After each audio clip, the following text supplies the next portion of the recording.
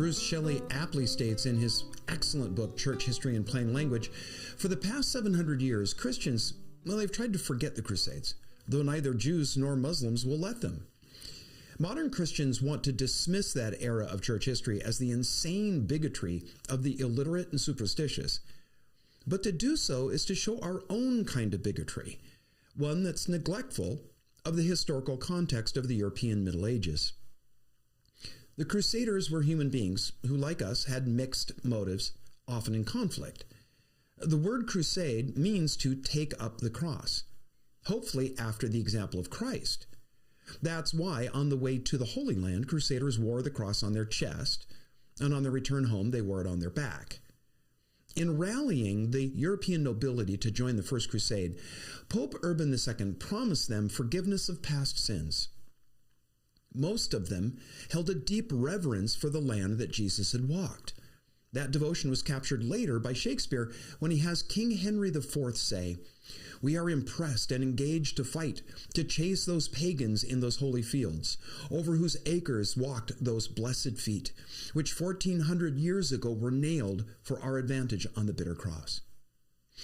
For Urban and later popes, the Crusades were a holy war. Augustine, whose theology shaped the medieval church, laid down the principles of what's called a just war. He said that it must be conducted by the state. Its broad purpose was to uphold an endangered justice, which meant more narrowly that it must be defensive to protect life and property. In conducting such a just war, there must be respect for non-combatants, hostages, and prisoners. And while all this may have been in the mind of Pope Urban and other church leaders when they called the First Crusade, those ideals did not make it past the boundary of Europe. Once the Crusaders arrived in the East, the difficulties of their passage conspired to justify in their minds the wholesale pillaging of the innocent. Even those who'd originally taken up the Crusader cross with noble intent didn't want to be left out of acquiring treasure once the looting began. After all, using the age-old justification for injustice, everyone else is doing it. As we return to our narrative of the First Crusade, let's recap. What triggered the crusade was a request for assistance from the Byzantine Emperor Alexios I Komnenos. Alexios worried about the advances of the Muslim Seljuk Turks, who'd reached as far west as Nicaea, a suburb of Constantinople. In March of 1095, Alexios sent envoys to the Council of Piacenza to ask Pope Urban II for aid against the Turks. Now, Urban's reply was positive. It's likely he hoped to heal the great schism of only 40 years before that had sundered the Western and Eastern churches. In the summer of 1095, Urban turned to his homeland of France to recruit for the campaign. His journey ended at the Council of Clermont in November, where he gave an impassioned sermon to a large audience of French nobles and clergy, detailing the atrocities that had been committed against pilgrims and Christians living in the East by the Muslims. Malcolm Gladwell wrote a bestseller in 2000 called The Tipping Point. The Pope's speech was one of those, an epic tipping point that sent history in a completely new direction. Urban understood what he proposed as an act so expensive, long, and arduous that it amounted to a form of penance capable of discharging all sins for those that went crusading. And he understood how his audience's mind worked. Coming from a noble house himself and having worked his way up through the ranks of the monastery and church, he understood the puzzle that lay at the heart of popular religious sentiment. People were keenly aware of their sinfulness, and they sought to expunge it by embarking on a pilgrimage, or if that wasn't possible, to endow a monk or a nun so they could live a life of sequestered holiness on their behalf. But their unavoidable immersion in the world meant that it was impossible to perform all the time-consuming penances which could keep pace with their ever-increasing catalog of sins. Urban saw that he could cut the Gordian knot by prescribing a crusade. Here at last was a way for men to give violence, one of the most grievous of their misdeeds, to use as an act of penance. Overnight, those who were the most in need of penance became the very ones most likely to be the cause of the Crusaders' success. While there are different versions of Urban's sermon, they all have pretty much the same basic elements. The Pope talked about the need to end the violence the European knights continued among themselves, the need to help the Eastern Christians in their contest with Islam, and making the pathways of pilgrims to Jerusalem safe again. He proposed to do this by waging a kind of war, an armed pilgrimage, that would lead to great spiritual and earthly rewards, in which sins would be remitted, and anyone who died in the contest, well, they would bypass purgatory and enter immediately into heaven's bliss. The Pope's speech at Clermont didn't specifically mention liberating Jerusalem. The goal at first was, well, just to help Constantinople and clear the roads to Jerusalem. But Urban's later message as he traveled through Europe raising support for the Crusades did include the idea of liberating the Holy City. While Urban's speech seemed impromptu, it was in fact well planned. He discussed launching a crusade with southern France's most important leaders who gave enthusiastic support. One of them was at Clermont, the first to take up the cause. During what was left of 1095 and into 96, Pope Urban spread the message throughout France and urged the clergy to preach in their own regions and churches throughout Europe. Now, despite the planning, the response to the call of the crusade was a surprise. Instead of urging people to join the campaign, bishops had to dissuade certain people from joining. Women, monks, and the infirm were forbidden, though many protested their exclusion. Some did more than protest. They defied officials and made plans to go anyway. When Pope Urban originally conceived the crusade, he envisioned the knights and the nobility leading out trained armies. It was a surprise when thousands of peasants took up the cause. What was the bishop to say to these peasants when they indicated their intent to go? You can't? You have to stay and tend your fields and your flocks? When the peasants asked why, the bishop had no real good answer. And so they formed companies and they set off. The clergy was forced to give grudging permission. They gathered local groups of peasants and had them take a vow of devotion to the holy cause, setting as their destination the Church of the Holy Sepulchre in Jerusalem. Alongside the enthusiasm of the peasants, Urban courted the nobility of Europe, especially in France, to lead the crusade. Knights from both northern and southern France, Flanders, Germany, and Italy were divided into 4 armies. Sadly, they often saw themselves in competition with each other rather than united in a common cause. They vied for prominence in bringing glory to God. Oh, and of course, the loot that went along with it. While it was the scion of the noble houses that led a few of the armies, the bulk of the knights were lesser sons of the nobility, whose only real route to wealth lay in conquest. Remember that the eldest brother was set to inherit the family name and estate. So hundreds of these younger sons, well, they saw the Crusades as a way to make a name for themselves and carve out their own domain in newly acquired lands. If they didn't return to Europe laden with treasure, well, they hoped to settle down on a land that they'd won with the sword. One of the many sad results of the spin-up for the First Crusade was the persecution of Jews in northern France and the Rhineland. Anti-Semitism bubbled beneath the surface of this region for generations. It spilled over now as peasants and commoners mobilized to remove the infidels from the Holy Land. Some question why a trip to the Middle East was needed when there were Christ haters, well, look right here. And so Jews were attacked, their homes burned, their businesses sacked. As we saw in our last episode, the peasants formed into bands and, well, they rampaged their way across Europe to Constantinople. They lacked the discipline and the supplies of the knights, and so they foraged their way east, like Sherman on his march to the sea during the American Civil War. Although we don't know the numbers, thousands of... When they finally arrived in Constantinople, they were hurriedly escorted across the Bosporus in August of 1096. At that point, they split into 2 groups. One tried to recapture Nicaea, but failed when the Turks surrounded and wiped them out. The other group was ambushed and then massacred in October. Now, this phase of the First Crusade is called the People's Crusade because it was made up of between about 20 and 30,000 commoners. Its leadership included some minor nobles, but its most visible leader was the odd Peter the Hermit.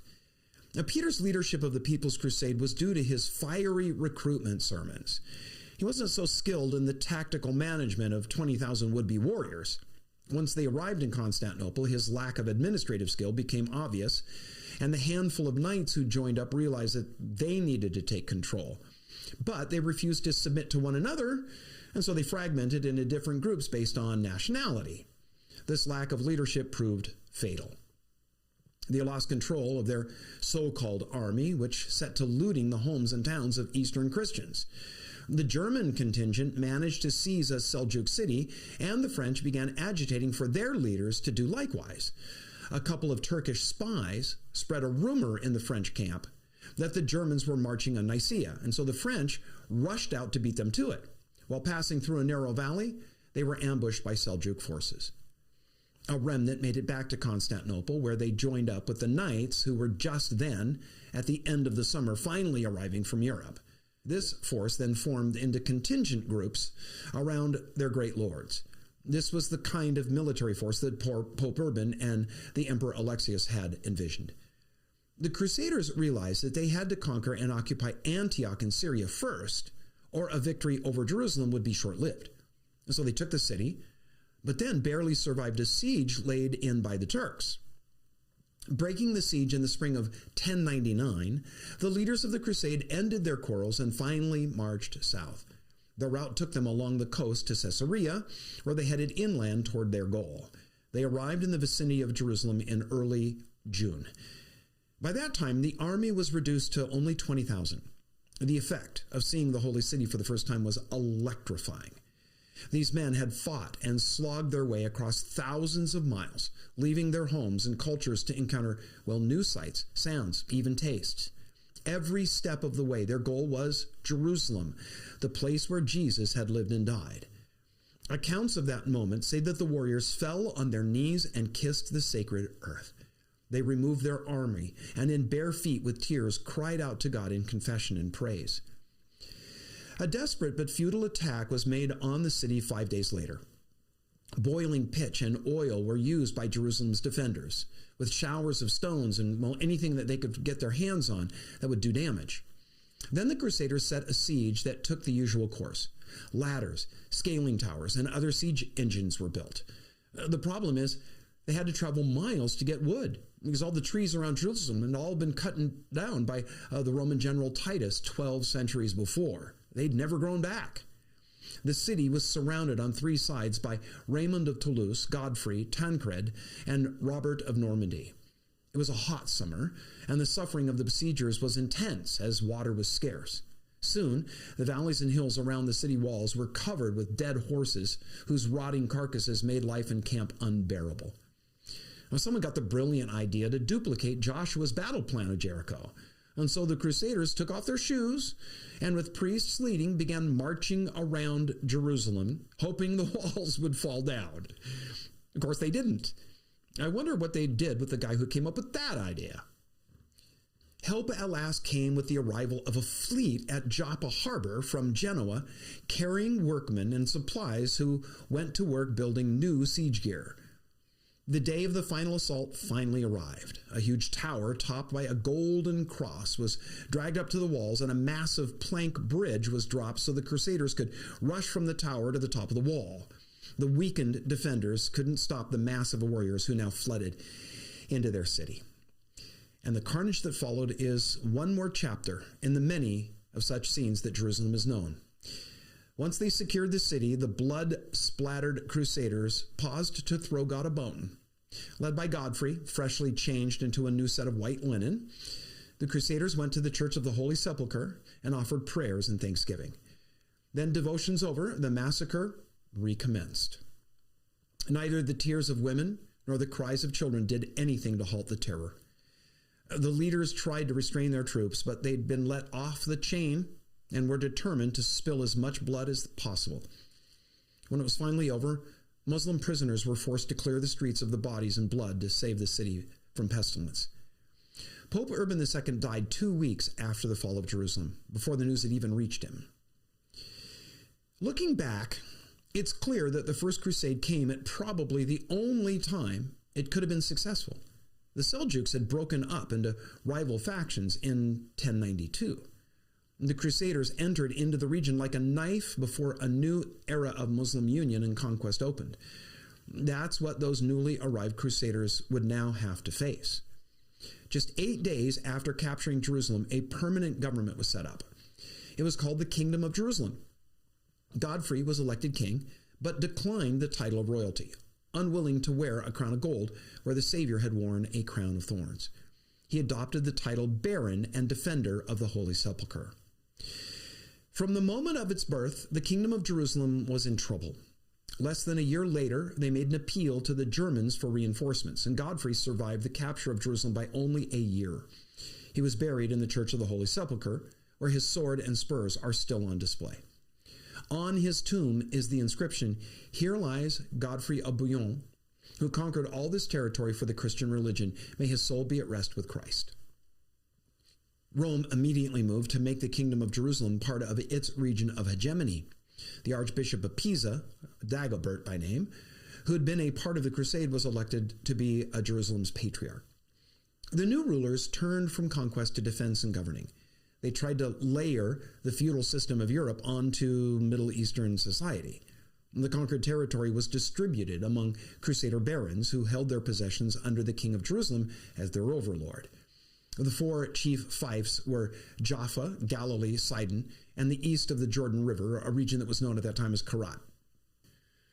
The counts of Tripoli and Edessa and the prince of Antioch were independent of Jerusalem, but were closely allied due to the nearby Muslim menace. The Crusader occupation of Israel was far from peaceful. The kingdom was torn by constant political and religious intrigues.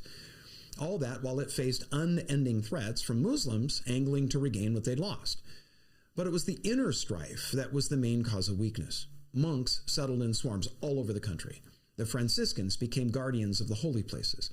The offspring of the Crusaders by Muslim women, called Polani, became a blight as they were given over to unrelenting greed and the most grotesque immorality.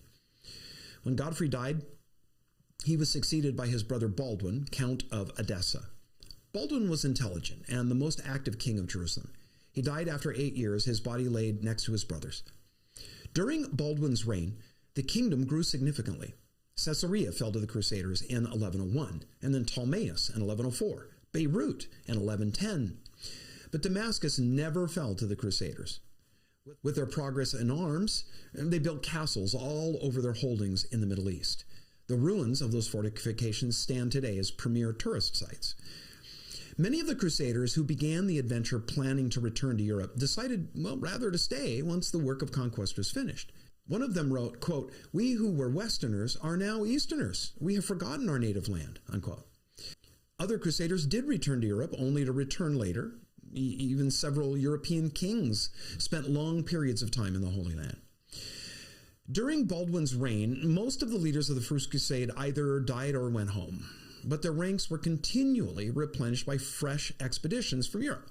Pope Paschal II, successor to Pope Urban, sent out a call for recruits. The Italian cities furnished fleets and coordinated with land forces. The Venetians, Pisans, and Genovese established quarters of their own in Jerusalem, Acre, and other cities. Thousands took up the Crusader cause in Lombardy, France, and Germany. They were led by Anselm, the Archbishop of Milan, Stephen, the Duke of Burgundy, William, the Duke of Aquitaine, Ida of Austria, and others. Hugh, who'd gone home, returned. Bohemond also came back with, 34,000. 2 Crusader armies attacked the Islamic stronghold at Baghdad. Baldwin's nephew, another Baldwin, succeeded his uncle and reigned for 13 years, until 1131. He conquered the strategic city of Tyre on the coast. It was 1124, and we'd have to say that marked the high water point of Crusader power. Over the next 60 years, Jerusalem saw a succession of weak rulers, while the Muslims from Damascus to Egypt united under a new brand of competent and charismatic leaders. The last of these was named Saladin. He became caliph in 1174 and set out to retake Jerusalem. But that's for our next episode.